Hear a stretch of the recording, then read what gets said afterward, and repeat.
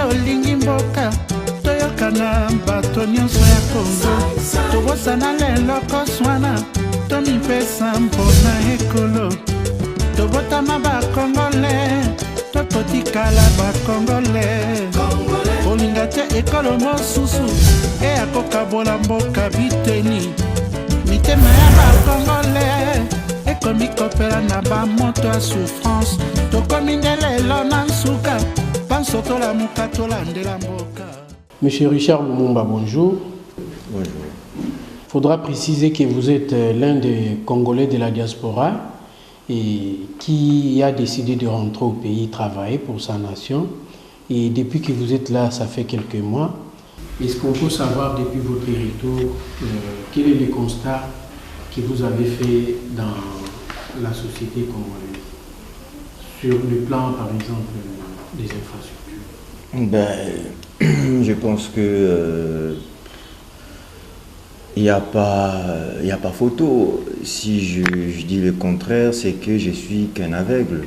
Il y a des infrastructures, si on peut parler que de ça, je pense que c'est positif.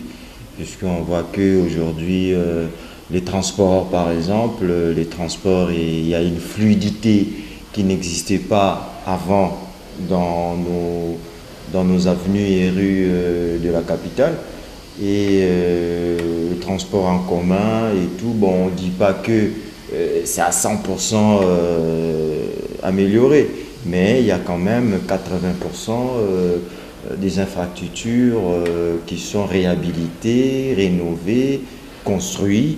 Donc c'est ça, au fait, vous êtes frappé dès que vous arrivez, vous sortez de l'aéroport d'Ndjili. Je pense que toute personne avec une âme et des yeux et une intelligence pour discerner les choses voit qu'il y a un changement côté infrastructure. L'actualité au pays, c'est aussi la révision constitutionnelle. Il y a deux camps, il y en a qui sont pour, il y en a qui sont contre, notamment les évêques catholiques du Congo. Alors, quelle lecture faites-vous à cette question? Les évêques font la politique au Congo. Je pense que ça, c'est une surprise de taille, parce que les évêques, je pense qu'ils ont quand même pas mal de problèmes dans leur propre maison, ou si je peux dire église ou institution, qui doivent d'abord s'en occuper, hein, qui est la pédophilie et l'homosexualité. Donc, en parlant des évêques déjà, je pense que c'est un non-débat, c'est pas un débat qui n'a pas lieu d'être. Hein. Les évêques doivent d'abord s'occuper de la pauvreté dans leurs églises, parce qu'ils sont en train d'appauvrir les gens avec leur mabonza machin, et la pédophilie, ils abusent de nos enfants qu'on envoie au catéchisme, et l'homosexualité qui est devenue l'apanage des prêtres. Donc ils doivent d'abord s'occuper de ça au lieu de rentrer dans la politique. Hein. Mais par rapport à la révision du texte lui-même, c'est pas leur problème. Qu'eux, ils révisent d'abord leurs bouquins. Ils ont des bouquins, hein. Ils ont des évangiles, selon je ne sais pas qui révisent d'abord leurs bouquins à eux, avant de venir nous imposer à nous, politiciens, quoi que ce soit. C'est révérend ou... Mais est-ce que la Constitution elle-même elle est révisable? Parce que les évêques s'en tiennent à l'article 220. Mon cher ami, montre-moi ou donne-moi un lieu ou un pays où la Constitution n'a jamais été révisée. J'ai vécu 22 ans en France et la France a une constitution, je pense, les plus rigide et solide et bouclée, mais ils ont changé plus de 10 fois la constitution française. Donc les Congolais, ils aiment trop du copier-coller, mais ils ne veulent pas suivre ceux qui copient. Hein? Parce que les Congolais veulent vivre comme un Français, ils veulent s'habiller comme un Français, ils veulent parler comme un Français, mais copions aussi les Français dans tout ce qui est français. Une constitution n'est pas un acte absolu. Nulle part au monde, une constitution est un acte où, parce qu'on a fait une constitution, et maintenant c'est... Non. Déjà, la constitution 2006, c'est une constitution bâclée. Une constitution que eux-mêmes, l'opposition, ont refusée, mais ils ont refusé tout l'ensemble de l'opposition en 2006. Et aujourd'hui, c'est des défenseurs de ces mêmes constitutions.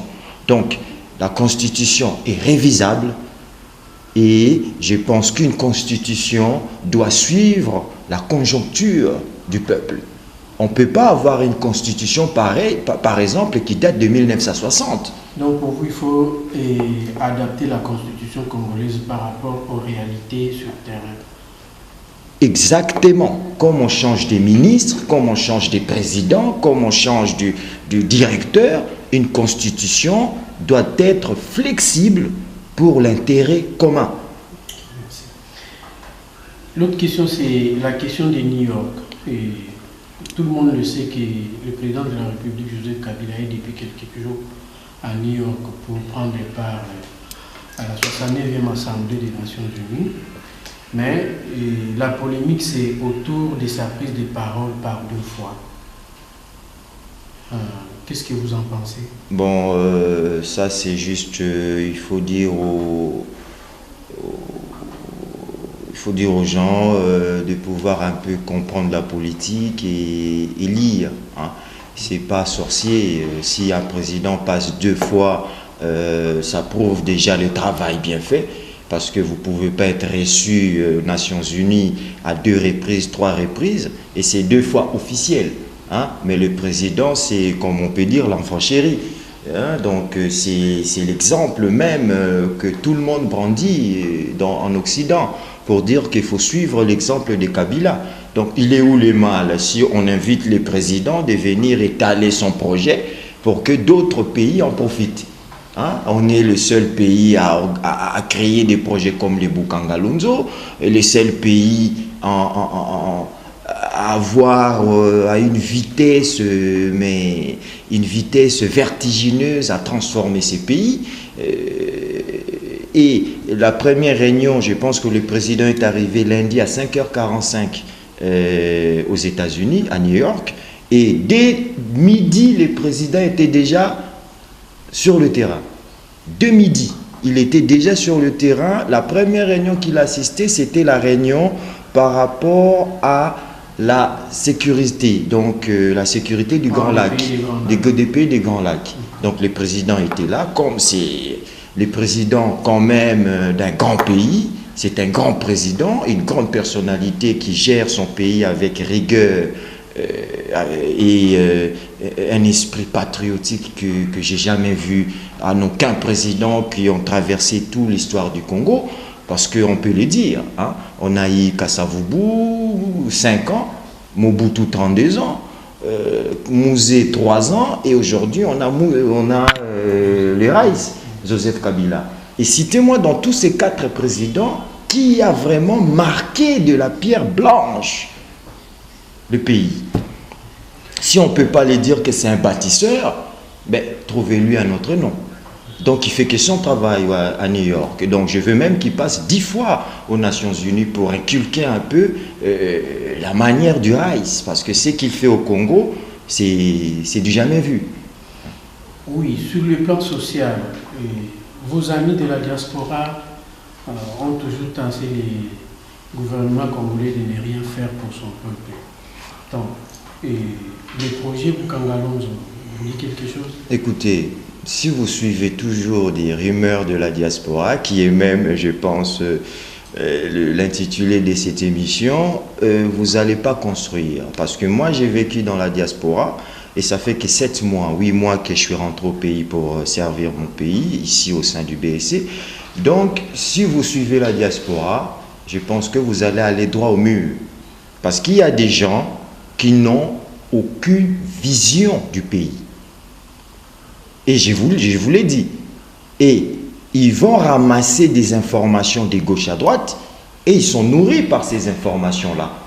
Vous et moi, on est ici au pays. Le gouvernement a réhabilité 850 écoles à travers la République. 850 écoles, s'il vous plaît. Matata Pogno, il était en Allemagne il n'y a même pas un mois. Il a été ovationné. Pareil, c'est qu'on voit aujourd'hui avec le président de la République qui est ovationné, chéri, bichonné, pouponné, parce que le président fait du travail que le monde voit. Et Matata Pogno, il n'y a pas longtemps, il était à Berlin. il a recueilli le même mérite. Il y a eu la rentrée scolaire en RDC depuis le 8 septembre, mais dans la diaspora, on semble confirmer que les enseignants congolais ne sont pas payés et que les écoles n'ont pas ouvert. Vous avez une caméra, allez-y dans les écoles de Kinshasa, allez me trouver des professeurs qui sont en grève parce qu'ils ne sont pas payés. Donc, il ne faut pas rentrer dans les élucubrations. C'est ça l'erreur que la diaspora font. Ils insultent le pays sans pour autant savoir qu'ils insultent le pays. Comment est-ce qu'ils peuvent dire que le gouvernement ne paye pas les professeurs? Trouvez-moi dans tous nos pays, les 9 pays limitrophes, allez me chercher où un fonctionnaire est payé via sa banque. Aujourd'hui, un professeur, juste parce qu'il a une carte du professionnel, il peut avoir un crédit dans sa banque. Donc la vie qu'on avait à l'époque Mobutu, parce que tous les gens qui parlent aujourd'hui dans la diaspora, c'est plus les gens qui sont partis avec cette vague mobutienne, je ne sais pas si je peux appeler ainsi. Voilà. Et jusqu'à aujourd'hui, ils ne sont pas rentrés. Donc ils ont toujours cette vision-là, et pourtant ça a changé. Vous voyez ce que je veux dire? Donc la diaspora doit maintenant mettre l'esprit patriotique en eux. Avant d'insulter, faisons des recherches. Parce qu'il ne faut pas dire des choses qui n'existaient pas sur votre propre mère. En disant que votre mère est sale, votre mère est ceci, votre mère est cela. Est-ce que vous insultez votre mère ou vous insultez... Donc, la diaspora doit se renseigner. Il n'y a pas de choses abracadabrantes qui se passent au Congo. C'est un pays avec du positif et du négatif. Ok, l'autre question, c'est sur le plan de la construction des routes. L'on condamne également le gouvernement congolais de ne rien faire pour construire des routes. Est-ce que vous avez déjà vu, depuis votre retour au pays, une route qui a été construite ou qui est en train d'être construite? Bah écoutez, la diaspora, bon, on est toujours dans la lancée de ce que je viens de dire. Si je pouvais terminer avec la question Bukanga-Lonzo, 80 000 hectares. Hein? Il y a les gouvernements qui a même donné plus de 100 000 $ encore pour construire une marché ici à Kinshasa qui va accueillir que les aliments donc, qui vont venir de Bukanga-Lonzo. Ça a donné du travail. Hein? Ça a donné du travail à des milliers de jeunes, à des milliers de mamans, à des milliers de papas Bukanga-Lonzo. Donc, il faut que les gens puissent maintenant comprendre que la RDC avance. Par rapport à des routes, écoutez, le Congo, le gouvernement, avec le concours du président de la République, on a financé 3000 km d'autoroute qui va quitter de Kinshasa, la nationale 1, qui va quitter de Kinshasa. Vous allez voir les vidéos, je pense que le réalisateur va vous faire passer les vidéos. Ça va quitter Kinshasa, qui va faire le tour du Congo jusqu'à Lubumbashi. Oui, il s'agit de la route Bachamba. Bachamba, Kinshasa, Bandundu, Kasai, ça redescend vers Kindu, ça rentre dans les deux Kivu, ça ressort par Lubumbashi, ça remonte encore vers les Kasai et ça revient vers Kinshasa. 3000 km de route, l'équivalent de la République, du Royaume, de la Principauté de Monaco, s'il vous plaît. La Principauté de Monaco, du jamais vu au monde. Et ça s'est construit, ce n'est pas un projet. C'est déjà en construction, vous allez voir déjà les avancées qui est arrivé déjà vers à la frontière de Bandundu-Kasai. C'est là que ça s'est arrêté, mais on va continuer. Il y a des routes ici qu'on voit, poids lourds, construits. Boulevard Lumumba, je pense qu'on n'a plus rien à envier avec des autoroutes européennes. Parce que le boulevard Lumumba, boulevard Triomphal, le 30 juin, il y a 4 bandes. Passant 4 bandes de l'autre côté, 4 bandes de... Donc ce sont des autoroutes que moi je vois en Europe. Donc ils veulent quoi? Qu'on construise des routes sur du papier ou sur la tête pour que la diaspora puisse comprendre que le Congo avance. S'ils ne veulent pas rentrer, qu'ils restent là où ils sont, mais qu'ils arrêtent de mettre de la saleté dans leur propre maison. Nous, on a besoin de cette maison. Si eux ne le veulent plus, qu'ils restent là-bas.